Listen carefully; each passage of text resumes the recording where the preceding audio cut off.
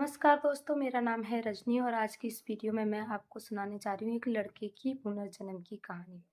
दोस्तों, एक लड़का होता है जयवीर नाम का, उसका पुनर्जन्म होता है। तो जिस घर में वो जन्म लेता है, उस घर को वो अपना घर यानी मानता ही नहीं है।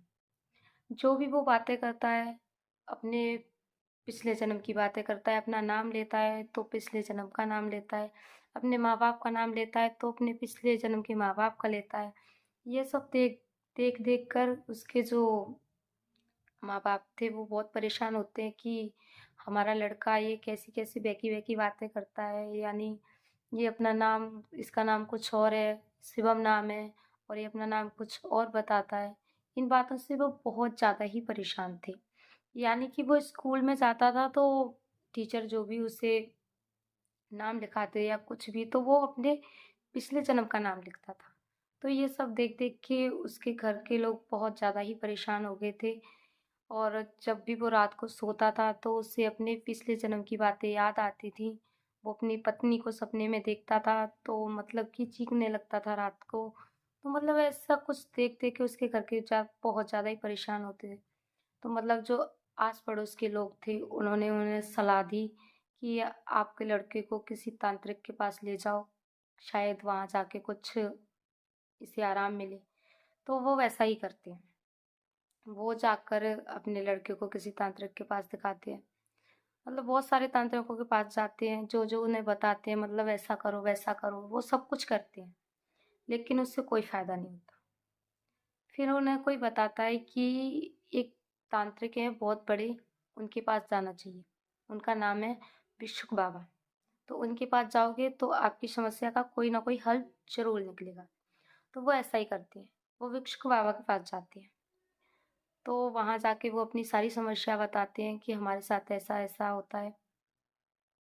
तो वो उन्हें बताते हैं कि आपका जो लड़का है, उसका पुनर्जन्म हुआ है और जो भी वो बातें करता है, जो भी नाम लेता है, वो सब उसके पिछले जन्म का नाम है और पिछले जन्म की बातें करता है।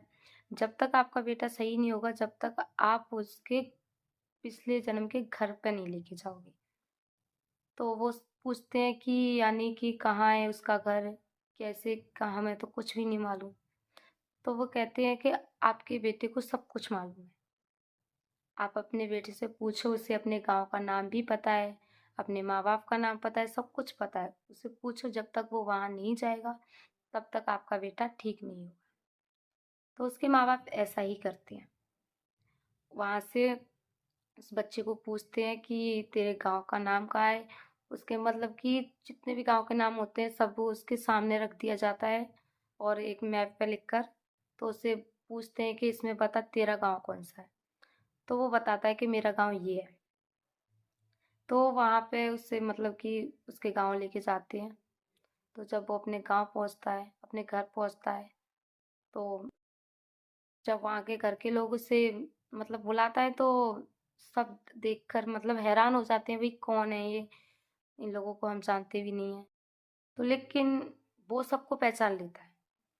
तो सबसे पहले उसकी पत्नी आती है। तो वो अपनी पत्नी के साथ वैसा ही बिहेवियर करता है जैसे कि वो पिछले जन्म में उसके साथ रहता था, उसी तरीके से उसका नाम लेता है और सारे मतलब कि जिस तरीके से वो रहता था उसी तरीके से वो अपने सबके साथ बिहेव करता है। तो मतलब उन लोगों को बिलीव नहीं होता कि ऐसा कुछ भी हो सकता है। तो उसकी बातों पर कोई विश्वास नहीं करता। तो धीरे-धीरे वो सारी बातें बताता है कि ऐसे-ऐसे हुआ है। मतलब वो अपनी जो भी बातें हैं कि अपनी पत्नी का जो नाम लेता था, उसे उसका नाम भी याद, अपने बच्चों का नाम, सब कुछ याद था। तो उसकी पत्नी को तब भी विश्वास नहीं होता। तो मतलब कि वो क्या करती है, खाना बना के लेके आती है। मतलब उन्होंने बोला कि आप अगर आप आए हो तो खाना खा के जाना, तो वो उनके लिए खाना लेकर आती है।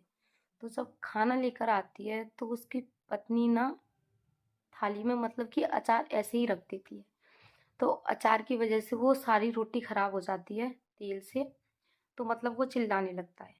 बोलता है कि मैंने आपको कितनी बार बोला है कि थाली में ऐसे अचार मत रखा करो। आपको समझ नहीं आता, कब से मैं तुमको एक ही बात बोलता हूँ, तुम कभी समझती क्यों नहीं हो? तो मतलब ये बात सुन के उसकी पत्नी को विश्वास हो जाता है कि हाँ, ये बात तो मुझे कोई नहीं बोलता था, बस वही बोलते थे। तो उससे पूरा यकीन हो जाता है। तो मतलब उसके जो चाचा जी थे उन्हें बुलाया जाता है। तो मतलब उन्हें देखकर वो वैसे ही उन्हें बिहेव करता है, मेरा भाई आ गया ये वो। तो वो बोलते हैं हम तेरे ऊपर विश्वास कैसे करें कि तू हमारा भाई है।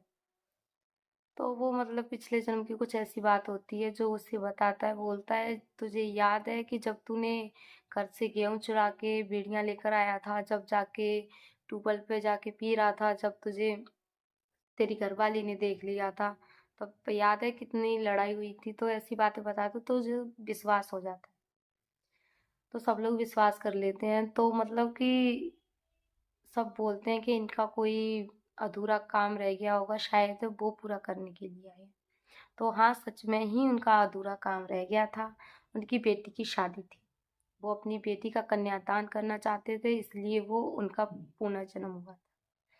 और उनकी बेटी की शादी में सिर्फ 15 दिन बाकी थे। तो सब लोगों ने कहा कि आपकी बेटी की शादी है तो आप शादी में ज़रूर आना। तो उनके माँ बाप ने भी बोला कि हाँ ज़रूर आएंगे, जब इनका अधूरा काम यही रह गया है, जब इनका जन्म ही इस काम के लिए हुआ, दोबारा तो ज़रूर आएंगे।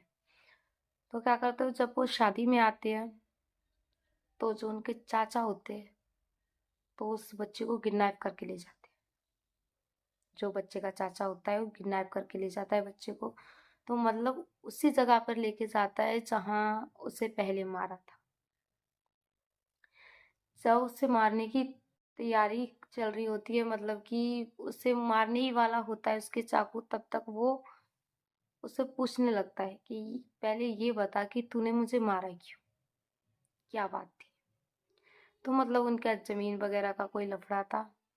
तो बोला तेरी ज़मीन हमारी ज़मीन के पास है और तू अब उसे अपने नाम कराना चाहता है, ये वो जो सारी बातें बताई। तो उसने बोला था ऐसा कुछ भी नहीं है, जो तू बातें कर रहा है ऐसा कुछ भी नहीं हुआ। तो बोलता है तो सच क्या है। तो जब उसे सच्चाई बताता है कि मेरे साथ ऐसा ऐसा हुआ, तेरी ज़मीन मैं नहीं बल्कि जो जिसे तू अपने साथ लेके आया है उसने तेरे साथ विश्वासघात किया है। वो तेरी बेटी के ऊपर गंदी नज़र रख रहा था, तो मैंने उसे देख लिया। तो इस वजह से इसने तेरे साथ साजिश रच के मुझे मारने का प्लान किया था।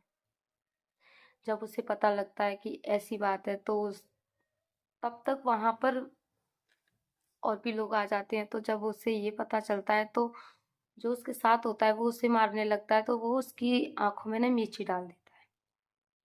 तो वो वहीं बेहोश होके गिर जाता है। जब तक उसके सर पर डंडा मार देता है तो वो बेहोश हो जाता है। जो बच्चा होता है तो उसके घर में सब उसे ढूंढ रहे होते हैं कि शादी की रस्म, मतलब कन्यादान का समय हो गया है, लेकिन अभी तक वो बच्चा नहीं आया, मतलब उसके पापा नहीं आए। तो सब घर में ढूंढने लगते हैं, सब परेशान हो जाते हैं।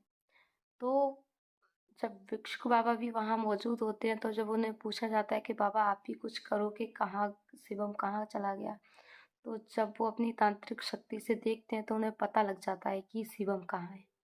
तो सब लोग वहाँ चले जाते हैं। जब सब लोग वहाँ पहुँचते हैं तो ये सब नज़ारा देखते हैं कि वो मतलब मारने की तैयारी कर रहे। तो जब सब पता लगता है, जब सबको सच्चाई पता लगती है तो सब पूछते हैं कि भाई तूने ऐसा क्यों किया। तो शिवम अपनी सारा सच बताता है कि मेरे साथ ऐसा ऐसा हुआ। जब वो जब सबको सारी सच्चाई पता लगती है तब वहाँ उसे लेके जाते हैं। वो बोलता है यहाँ मुझे दफनाया गया था। जब वो सारी फैमिली को वहाँ लेके जाता है तो वहाँ गड्ढा खोदते हैं जहाँ उसे दफनाया गया था। तो जब गड्ढा खोदते हैं तो वहाँ उसका शरीर का मतलब जो ढांचा होता है वहाँ वो निकलता है। तो सब उसे देख के हैरान हो जाते हैं, सब रोने लगते हैं। फिर उस ढांचे को निकाल के बाहर उसका अंतिम संस्कार किया जाता है। और सारे जो मतलब कि होते हैं सारे बहुत बहुत ज़्यादा रोते हैं। तो ये थी एक बच्चे की पुनर्जन्म की कहानी।